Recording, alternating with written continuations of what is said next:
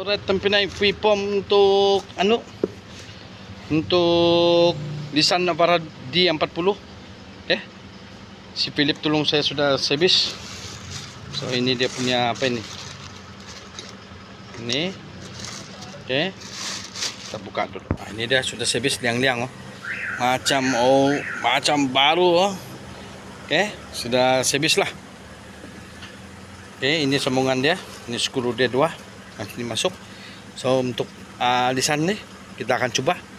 Okay, service pasang. Ambil masa juga lah. Bukan bilang sekejap juga ni mau pasang ni. Ambil masa, tengok dia punya timing semua. Okay. Alright, cantik-cantik liang-liang. Nampak tulisan lagi. Denso Thailand ah. Originalnya. Jadi kan kami tidak sentuh. Okay. Oil seal. Okay, ada spring.